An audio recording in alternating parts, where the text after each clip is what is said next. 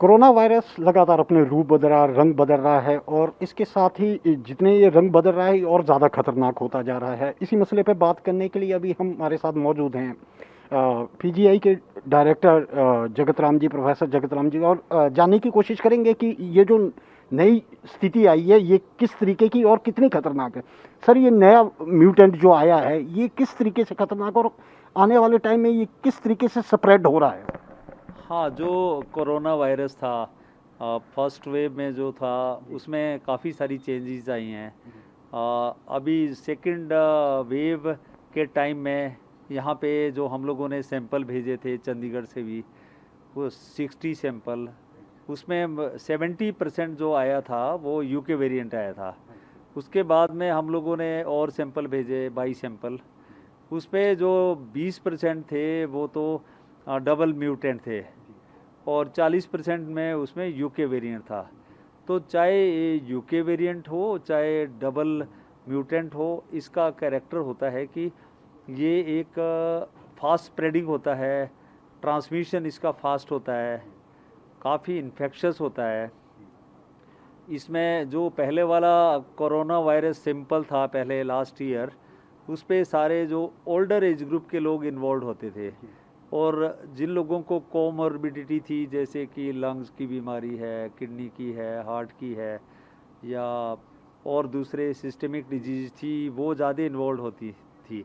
और जो ये वाला जो यूके वेरिएंट आया वो, या डबल म्यूटेंट वायरस आया, उसमें अपना कैरेक्टर चेंज किया, तो ये यंगर एज ग्रुप को भी इन्वॉल्व करता है। और ये काफ़ी ख़तरनाक भी है क्योंकि इससे लंग्स वगैरह इन्वॉल्व हो जाते हैं।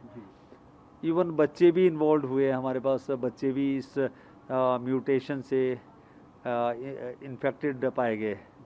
तो ये काफ़ी ख़तरनाक है और फास्ट स्प्रेडिंग स्ट्रेन है वायरस का, जो देखने में आया है। सर, क्या ये माना जा सकता है कि ये जो वेरिएंट है ये दूसरी लहर के लिए ये बड़ा जिम्मेदार है इस वक्त? डेफिनेटली एक तो जिम्मेवारी आई थिंक हम सब लोगों की है, हमारी पॉपुलेशन की है कि उन्होंने कोविड अप्रोप्रिएट बिहेवियर को नहीं अपनाया, क्योंकि मास्क लगाना भी छोड़ दिया, सोशल डिस्टेंसिंग नहीं की। नंबर वन तो वही चीज़ है। सेकंड है क्योंकि जब मास्क नहीं लगाया, अप्रोप्रिएट बिहेवियर नहीं रखा कोविड का, तो जो दूसरी बड़ी इम्पोर्टेंट चीज़ है वो है कि ये जो वेरिएंट आया ये रिस्पॉन्सिबल है डेफिनेटली, बिकॉज इससे सारे एज ग्रुप इन्वॉल्व हो गए, यंगर से ओल्डर एज ग्रुप। क्या सर ये कह सकते हैं कि ये जो अभी, क्योंकि आपने जैसा कहा यंगर एज, अब जो डेथ केसेस भी हैं वो काफ़ी मतलब कहें कि शॉर्ट ड्यूरेशन में लोग चपेट में आ रहे हैं और बड़ी टाइम लोगों को कम मिल रहा है सर्वाइव करने का, और यंग पॉपुलेशन इसी वजह से ज़्यादा इफेक्टेड हो रही, इसी वेरिएंट की वजह से ही माना जाता है। हाँ, यंगर पॉपुलेशन तो जो है इस वेरिएंट की, डबल म्यूटेंट की वजह से या यूके वेरिएंट की वजह से इन्वॉल्व हो रही है और ज़्यादा लोगों में ये फैल रहा है।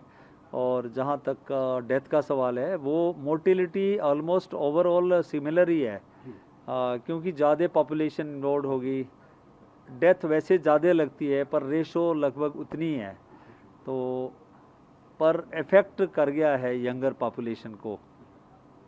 सर, इसको लेकर जो दवा है, दवा जो वैक्सीनेशन है, हमारा वैक्सीन कितना प्रभावी है इसके लिए?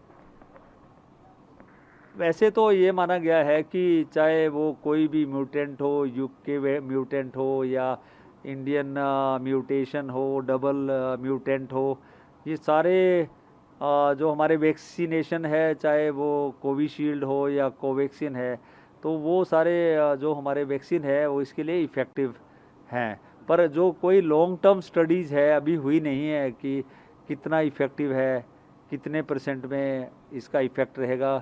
पर अदरवाइज जो ये दोनों वैक्सीन जो हमारे कंट्री में दिए गए हैं, ये इफ़ेक्टिव है इस म्यूटेशन के लिए भी। सर, जिस तरीके से ये रंग बदल रहा है, रूप बदल रहा है कोरोना, क्या ऐसे में लगता है कि जितने म्यूटेशन इसमें चेंजेस आ रहे हैं वो म्यूटेशन आगे थर्ड वेव के लिए भी खतरनाक हो सकते हैं अगर केयरफुल ना रहे हम?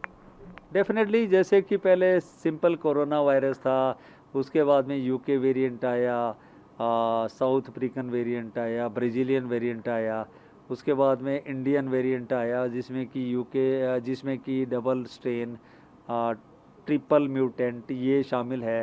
तो वैसे इस तरह से और भी म्यूटेशन इसमें हो सकती है, वो टाइम के साथ और जगह के साथ, जियोग्राफिकल सिचुएशन के हिसाब से हो सकती है। तो लोगों को कितना सजग रहने की ज़रूरत है सर आपके मुताबिक? जैसे कि लगातार बोलते हुए रहते हैं कि अपने जो बिहेवियर है वो कोरोना के लिए जिस तरीके के नियम कायदे बनाए गए हैं लोगों को फॉलो करने चाहिए, इस पे आप क्या कहते डेफिनेटली 3-4 चीज़ें हैं। एक तो कुछ भी हो हमें मास्क को ज़रूर पहनना है, जैसे कि या तो 3 लेयर्ड मास्क पहने, या जैसे जो हम लोगों ने पहना है तो ये N95 मास्क है, वो तो आमतौर पे हेल्थ केयर वर्कर पहनते हैं। सोशल डिस्टेंसिंग रखें, अगर कोई अननेसेसरी ट्रेवल ना करें। अगर आपने कहीं जाना नहीं है तो नहीं जाना चाहिए, घर से बाहर निकलना भी नहीं चाहिए। अपने काम के लिए जा सकते हैं पर पूरा कोविड एप्रोप्रिएट बिहेवियर को अपनाएं। एक तो ये बड़ी इम्पोर्टेंट चीज़ है।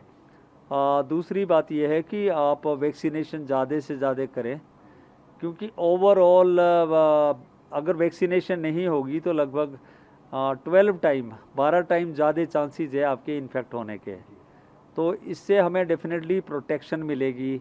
जो जैसे मतलब हम लोग वैक्सीनेशन करवाएंगे, जब दोनों हमारे वैक्सीनेशन कंप्लीट हो जाएंगे तो प्रोटेक्शन काफ़ी अच्छी मिलेगी। इनफैक्ट हो भी सकते हैं उसमें जैसे वैक्सीनेशन के बाद में भी हमें कोविड एप्रोप्रिएट बिहेवियर को अपनाना है, पर चांसेस जो है मोर्टिलिटी के काफ़ी कम हो जाएंगे। तो ये थे प्रोफेसर जगत राम जी, जिन्होंने साफ तौर पे कहा है कि जो ये म्यूटेंट है बेशक रंग बदल रहा है, लेकिन हमें जो है सजग रहने की ज़रूरत है और अपना जो बिहेवियर है, जो कोरोना के लिए जो गाइडलाइन है उन्हें प्रॉपर फॉलो करना है, ताकि जो इससे मोर्टेलिटी रेट है वो तो कम होगी ही, और साथ ही इन्फेक्ट होने से भी हर कोई बच सकता है। सिर्फ ज़रूरत है हमें सजग रहने की। भूपिंदर जिष्णु, कैमरा पर्सन राजेश के साथ, ईटीवी भारत, चंडीगढ़।